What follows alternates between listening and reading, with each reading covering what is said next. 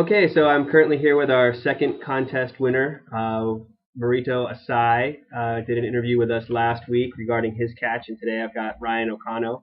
And Ryan is actually representing the entire marine monitoring team from the marine monitoring program that works at DEQ and CRM. They submitted their photos or their photo together. And in the pictures that you'll see posted from the winner, that's actually John Eguel, who's another member of the MMT. So if there's any confusion by the listeners that Ryan is here talking to us today about the catch, but the photos are of John, it's because it was the entire marine monitoring team together sharing in that submission and in the prize, the large cooler, Size Matters cooler that we just gave them last week. So I wanted to start by asking Ryan to tell us a little bit more about the marine monitoring team and how they decided who was going to submit the photo and how they're going to share in the prize.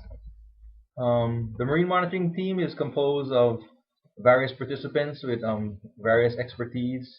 I'm an algae guy. We have people that count fish, count corals, and look at the invertebrates, and we monitor Saipan's reefs, and to see if how healthy it is, if it's thriving, if it's growing, if it's dying, and we use this data to figure out what we can do or what we have been doing that benefits our reefs.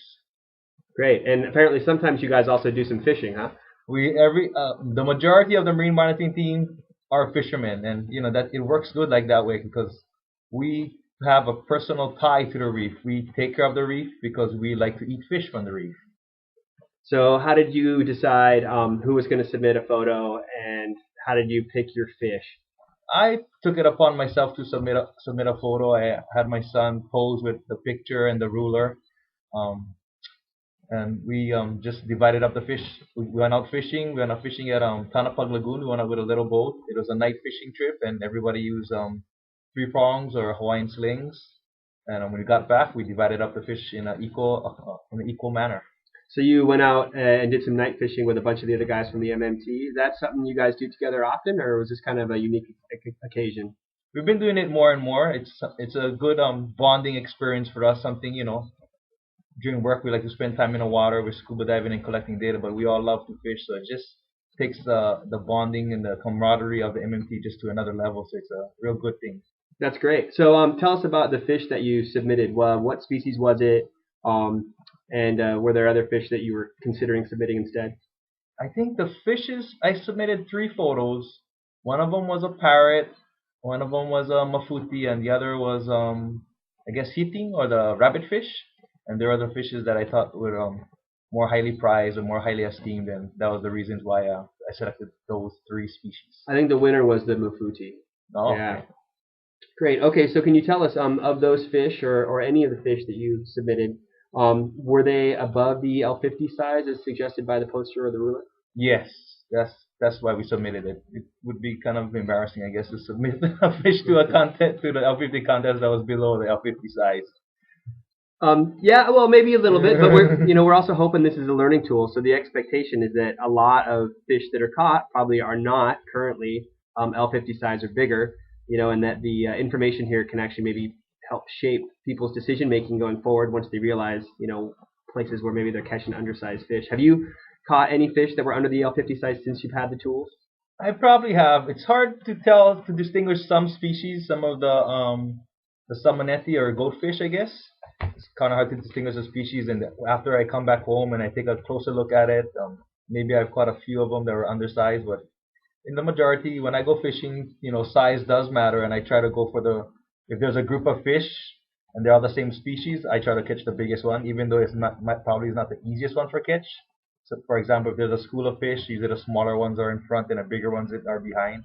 I take my time and make the effort to try to catch the bigger ones that are harder to get, even though it's sometimes not as productive as catching the smaller ones. So have the tools helped or changed anything about the way that you target fish? Actually, I would consider it more of a fine tuning. Inherently the way I grew up fishing, we try to catch the bigger fishes. We have this thing, we in Hawaii where I grew up fishing, we target a lot of the smaller species, but we like the bigger fish of the smaller species. So we kind of have measure the fish based on their hand, or like the shaka. The smallest size fish we'll catch is a shaka, the size of a shaka or the size of your hand. And I like that because it's age appropriate. Because when you take a little kid out fishing, his hand size and his shaka size is going to be smaller.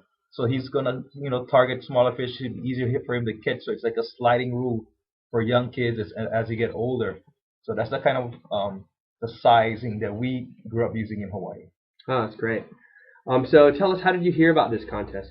Well, like Steve mentioned, I work for DEQ, and I thought it was why not enter the contest? Because we do go fishing. We consider ourselves fishermen and conservationists, so we thought it was appropriate for us to also submit a photo. So when I talked to Marito, our other contest winner, he mentioned that he was not at first planning to submit a photo, even though he has a poster for the contest in his business there at Aquasmith. And then I actually bumped into him while I was updating some of the dates on that, and I told him that we hadn't had very many submissions, and he should submit something. And he actually already had a couple of shots in his camera, and so he decided to submit them. Were you thinking of submitting from the very beginning, or were people in the program over there hounding you to submit something because we wanted more submissions? Or I think we just wanted to submit. We wanted to participate and support the Size Matters campaign because we, as the MMT conservationists people, we believe in it, and it is our way of showing supporting the campaign. Great. Well, and as giving the entire team a cooler means that I don't think anybody else on the team will be eligible to win going forward, which means everybody out there in the public, that's more opportunity for you to win. So another excuse to please submit your photos. So back to Ryan. Did you submit a photo using the ruler or the poster? We submitted a photo using the ruler. Okay. And was there a reason for that? Marito actually submitted his using the poster. We use the ruler because it's waterproof, and it's easy to handle. It's easy to put in your dive bag. It's easy to carry around. So you actually took your shot right out in the field after catching the fish. Yeah. No, we brought it home. It was already cleaned, and okay. and had my son. We just had the spare time to do it, so I thought it was a good thing to do. Great. Well, of the tools, have you found one to be more useful than the other, or? I mean, they're both useful because I like the poster because when you look at the poster, it's the actual size of the fish. So a lot of times before I go out fishing, I look at the poster and kind of, eyeball about what size the fish, what's appropriate size, what's the L50 size. So that's why I like the poster. But the ruler is also handy because you can take it out in the field. You can throw it in your dive bag and not worry about getting messed up or anything. So I think so both tools are well and they serve different purposes for the L50 campaign. No, that's great. That was exactly the goal of the tools, and the fact that you fishermen are using them and you find them helpful is just great to hear. So, just one last question for you. Do you have any other thoughts regarding either this campaign or fishing in the CNMI as a whole? I'm a recent person to Saipan, a little over a year, and in Hawaii we have a little different types of rules and regulations, and in Hawaii we do have size limits on the species of fish, and it would be interesting or might be helpful. Like I said, as a visitor, something that maybe the local people should consider implementing size limits on their catch, not numbers, but just the size of fish, so that way we can conserve and make sure we have enough fish for the people on Saipan and the children of Saipan and the further future generations. So there's always enough fish for people to catch, bring home, and eat. That's great. And even without regulation, if we act responsibly as fishermen and try to take fish that are the right size, we can achieve those goals even without regulations, which can sometimes be difficult to enforce. So we really want to thank you and Marito and the other fishermen out there who are putting these tools to use for helping us really, protect and improve our fishery. Thank you, Ryan, and congratulations on winning the first round of that campaign. Thank you.